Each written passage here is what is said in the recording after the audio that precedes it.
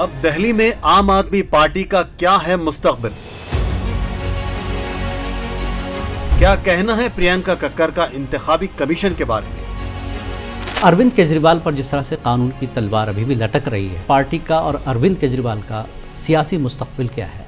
अब अरविंद केजरीवाल जी को जो बेल मिली है पीएमएलए में, वो सारे कागज देखने के बाद कि ये केस ठहर ही नहीं सकता। दिल्ली में हार की वजह क्या थी? आपने इतना काम किया दिल्ली में, हमारा कोई भी बड़ा नेता था, सबको जेल में डाल दिया। इतने कष्टों के बाद भी दिल्ली वालों ने हमें एक अच्छा मत दिया। और आप सोचिए, अगर अमित शाह जी और मोदी जी को जेल डाल दिया जाए तो बीजेपी आज कहाँ खड़ी होगी?